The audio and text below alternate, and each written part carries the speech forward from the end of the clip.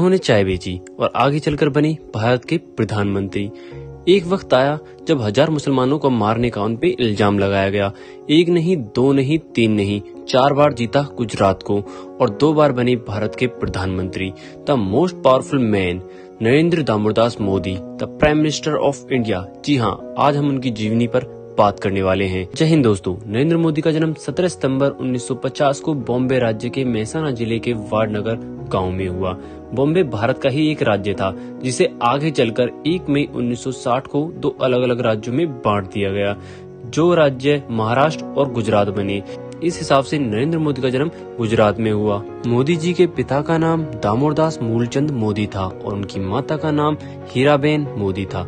जब मोदी जी का जन्म हुआ तो उनका परिवार बहुत गरीब था। वो एक कच्चे मकान में रहा करते थे।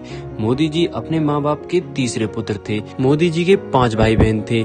उस समय उनके पिता रेलवे स्टेशन पर चाय बेचा करते थे, जिसमें नरेंद्र मोदी उनकी खूब सहायता किया करते थे। नरेंद्र मोदी जी रेल के डिब्बों में अंदर जाकर चाय बेचा करते थे। ये सब काम वो अपने विद्यालय से आकर किया करते थे। नरेंद्र मोदी जी के अध्यापक बताते हैं कि वो एक एवरेज स्टूडेंट थे, लेकिन वे नाटक और भाषण प्रतियोगिता में खूब बढ़ चढ़कर भाग लिया करते थे। मोदी जी खेलकूद में एक आम बालक की ही तरह थे। इन्होंने अपनी स्कूली पढ़ाई अपने गांव वाडनगर से ही पूरी की। एक छोटी सी उम्र 13 वर्ष की आयु में इनकी सगाई यशोदाबेन चमन लाल से कर दी गई और 17 वर्ष की उम्र में इनकी शादी हो गई। कुछ न्यूज वालों का कहना है कि मोदी जी शादी के बाद कुछ वर्ष तक ही साथ रहे, उसके बाद वो अलग अलग हो गए। लेकिन मोदी जी के बारे में बहुत से लेखकों का ये मानना है कि वो कभी एक साथ रहे ही नहीं। मोदी जी ने शादी जरूर की थी, पर वो कभी भी उनके साथ नहीं रहे। कुछ समय बाद ही वो घर छोड़कर चले गए थे। मोदी जी का कहना था कि एक शादीशुदा आदमी से एक अविवाहित आदमी ज्यादा अच्छे से लड़ सकता है अन्याय के खिलाफ, क्योंकि उसे अपने परिवार की कोई चिंता नहीं होती। बचपन से ही मोदी जी में देशभक्ति कूट कूट कर भरी हुई थी। सन 1962 में जब भारत और चीन का युद्ध हुआ, उस समय मोदी जी भारत के जवानों के लिए ट्रेन में चाय लेकर जाते थे और खाना भी। सन 1965 में जब भारत और पाकिस्तान का युद्ध हुआ, तब भी मोदी जी ने ट्रेन में जा रहे सैनिकों का खूब ख्याल रखा। सन 1971 में मोदी जी आरएसएस में शामिल होते हैं और यहाँ से उनका जीवन बदलना शुरू होता है। वो अपना पूरा समय आरएसएस को देने लगते हैं। यहाँ उन्हें काम करते करते रात भी हो जाती थी, लेकिन वो अपने काम को पूरा करने के बाद ही आराम किया करते थे। मोदी जी गुजरात के हर राज्य, हर गांव में जाने लगे और वहां के लोगों से उनकी परेशानियां पूछने लगे और उनका सुझाव निकालकर बीजेपी पार्टी को दिया करते थे, जिससे बीजेपी पार्टी उन्हीं सभी समस्याओं को हल किया करती थी, जिसकी वजह से गुजरात में बीजेपी पार्टी की बहुत तारीफ होने लगी। सन 1975 कुछ सामाजिक और राजनीतिक समस्याओं के कारण भारत की प्रधानमंत्री इंदिरा गांधी ने आरएसएस और उससे मिलते जुलते सभी संगठनों पर बैन लगा दिया। फिर भी नरेंद्र मोदी लोगों की मदद करते रहे। इस समय मोदी जी ने एक किताब भी लिखी जिसका नाम संघर्ष मां गुजरात था। उन्होंने आरएसएस से जुड़े रहते गुजरात की यूनिवर्सिटी से राजनीतिक में पीजी की डिग्री प्राप्त की। आरएसएस में बहुत अच्छे कार्य करने की वजह से उन्हें भारत जनता पार्टी में शामिल किया गया। उन्होंने सन 1990 में अडावनी की अयोध्या यात्रा में बहुत बढ़िया आयोजन किया, जिसके चलते उन्हें भाजपा के सीनियर लीडरों से मिलने का मौका मिला। मोदी जी ने भाजपा के लिए ऐसे कई बड़े कार्य किए, जिसकी वजह से उनके सीनियर लीडर उनसे हमेशा खुश रहते थे और आगे चलकर उनकी मेहनत रंग लाई। सन 1995 में विधानसभा चुनाव में बीजेपी के शंकर सिंह भंगेला अपनी सरकार बनाते हैं, लेकिन मोदी जी से कुछ अनबन होने की वजह से वो अपने पद से रिजाइन दे देते हैं। इसके बाद केशु भाई पटेल को गुजरात का सीएम चुना जाता है और मोदी जी को दिल्ली बुला लिया गया, जहां उन्हें भारत जनता पार्टी का केंद्रीय मंत्री बनाया गया। सन 2001 में केशु भाई पटेल बीमार रहने लगे और गुजरात में बीजेपी सरकार बहुत कमजोर हो गई। इसके बाद भारत जनता पार्टी के सीनियर लीडरों ने मोदी को गुजरात की कमान संभालने को कहा। मोदी जी ने गुजरात में भारत जनता पार्टी के मंत्री के तौर पर 7 अक्टूबर 2001 को अपना कार्य शुरू किया।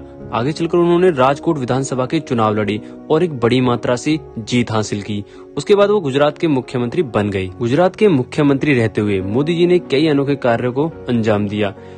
उन्होंने गुजरात के हर गांव तक बिजली पहुंचाई, गुजरात के टूरिज्म को बढ़ावा दिया और इसके साथ ही गुजरात भारत का ऐसा पहला राज्य बना जिसने अपनी सारी नदियों को एक स्थान पर जोड़ दिया। एशिया के सबसे बड़े सोलर पार्क का निर्माण भी गुजरात में हुआ और ऐसे ही कार्यों के चलते गुजरात भारत का सबसे अच्छा राज्य बन गया और नरेंद्र मोदी गुजरात के सबसे अच्छे मंत्री।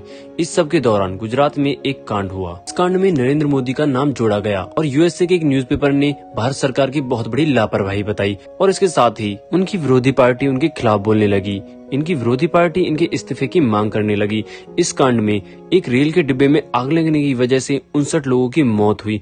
इसके बाद गुजरात में सामुदायिक दंगे शुरू हो गए। इस कांड के 1 या 2 दिन बाद 28 फरवरी को दंगों की संख्या बढ़ गई, जिसमें 1200 से ज्यादा लोगों की मौत हुई। इस सब के बाद ये केस बहुत लंबा चला और एक टीम बैठाई गई जिसने इसकी पूरी जानकारी जमा करी और दिसंबर 2010 को इसका फैसला सुनाया गया, जिसमें नरेंद्र मोदी के खिलाफ कोई सबूत नहीं मिला। नरेंद्र मोदी जी ने बताया कि इस दंगों में लगभग 1000 मुसलमान मारे गए हैं, ऐसा विरोधी पार्टियों का कहना है। लेकिन मैं ये कहता हूँ कि इन दंगों में 1200 से ज्यादा भारतीय मारे गए हैं और मैं बहुत ज्यादा दुखी हूँ क्योंकि ये भारतीय मेरे गुजरात के थे। मोदी जी एक निडर नेता हैं। उन्होंने उन सभी मंदिरों को तोड़ दिया जो सरकार के कानूनों के खिलाफ बनाए गए थे। हालांकि ये भी कहा जाता है जहाँ जहाँ ये मंदिर हैं वो सारी जमीन अंबानी को चाहिए थी, जिसके लिए 50 से भी ज्यादा मंदिरों को तोड़ा गया। मोदी जी ने कहा मैं जो कुछ भी कर रहा हूँ अपने देश के भले के लिए कर रहा हूँ। इसके बाद मोदी जी 4 बार और गुजरात के चुनाव जीते। वो 4 बार लगातार गुजरात के सीएम बने रहे। गुजरात में लगातार 4 बार चुनाव जीतने के बाद उन्हें 2014 में भारत के प्रधानमंत्री के पद पर खड़ा किया गया, जिसके बाद उन्होंने भारत में कई बड़ी बड़ी रैलियां की और सोशल मीडिया का भी खूब इस्तेमाल किया और अपनी बात लोगों तक रखी। उन्होंने कई बड़े वादे किए, जैसे अच्छे दिन आएंगे, हम गरीबी हटाएंगे और रोजगार लाएंगे, और कई स्थानों पे उन्होंने बहुत अच्छे अच्छे भाषण भी दिए, जिसके चलते वो भारत के 15वें प्रधानमंत्री बने।